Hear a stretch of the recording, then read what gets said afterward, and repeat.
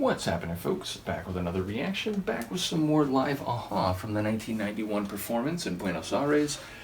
And we're up to Manhattan Skyline. People who know this channel, the Aha family who have been here since the early days, will be well aware I'm hugely fond of this tune. It remains a contender for my favorite Aha tune ever, my favorite synth rock tune ever. It's just an absolute masterclass in all ways. The ambient intro and outro, Morton's vocals, which range from sweet and elegant and soaring to absolutely belting and powerful.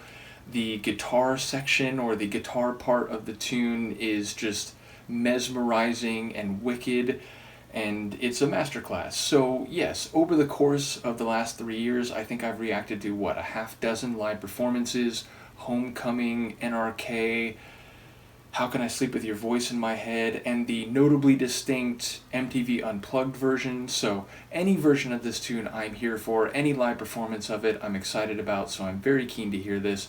Let's give it a listen. This is Aha's masterful Manhattan Skyline, heard live in Argentina in 1991. Estamos contentos de estar aquí.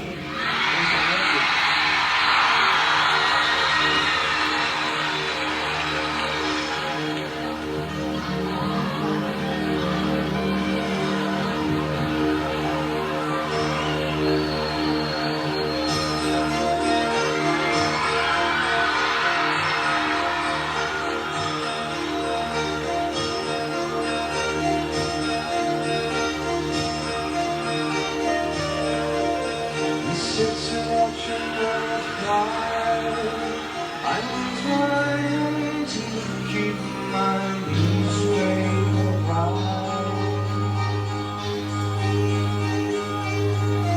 I hear myself say my bones are leaving now, so we shake hands and cry.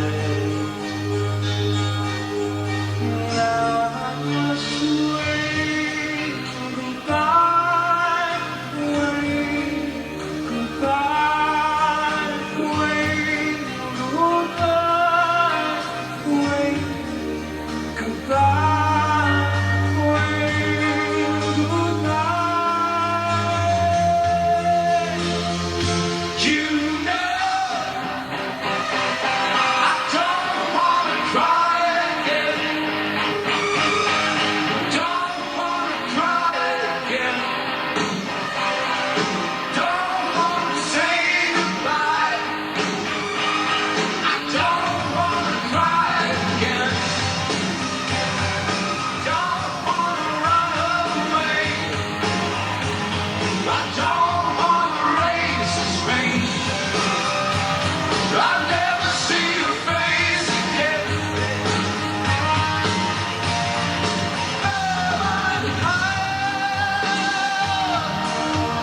How can you say goodbye to try?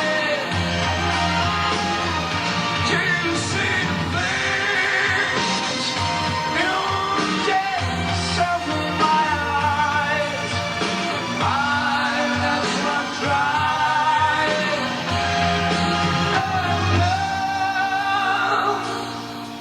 I lead to the wires, come to the ground, look in their eyes. My blood sweet for pain, the wind and the rain brings back words of a song, and I sing away goodbye, wait goodbye, wait goodbye, wait goodbye, wait goodbye. You know I don't wanna crawl again.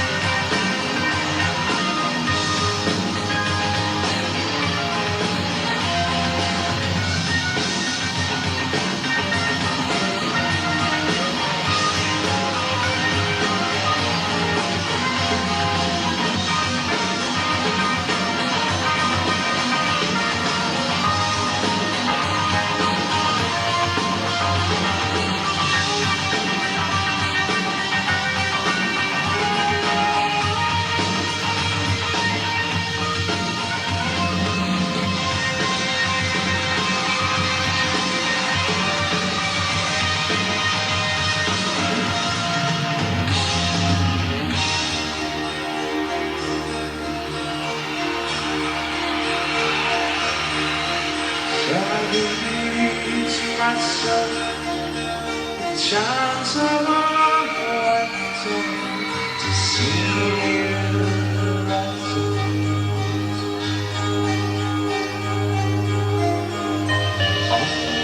From the page, the black and white picture wrapped in sky.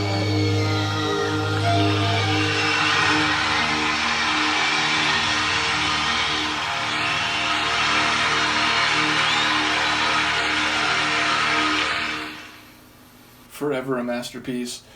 And yes, definitely an extended version, and I don't know if it's identical to the actual studio recorded extended mix, but it certainly feels like that was, what, 6.5, 7 minutes?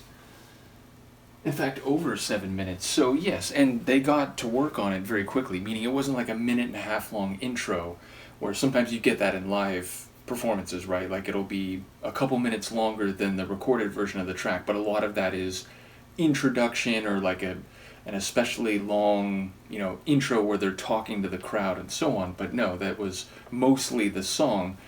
And yes, definitely some wicked bluesy guitar, definitely some keys, which it really had a blues rock feel in that long, like extended interlude before it gets to the bookended conclusion. Whereas, like, I don't know, the first 3 or so minutes of the tune is more or less in line with the recorded version. And yes, ultimately the sound quality, of course, it's a bootleg recording, so it's not up to the precision or purity of some of the other live versions we've listened to, but it definitely feels like a dynamic, powerful performance. I think Morton hits some of the lines different in terms of vocal emphasis or even the degree to which he extends or doesn't extend. We definitely get some vocalizations, a couple quick ones, a couple shout vocalizations, which I enjoy. And yeah, there's maybe 1 or 2 moments where you can like hear that he's probably, been on tour. I don't think there's any moment where it's displeasing. But yeah, there were a couple moments where, compared with the studio version of the track, it may not have quite the intensity or quite the pristine quality, but that is, of course, part of a live performance, and in the moment, sometimes a slight, scratch, or, people know I'm very fond of vocal scratch and rasp, and this is the early 90s, and given what I've learned and what people have talked about over the last few years, I know that he especially would bring that type of delivery to some of their live performances.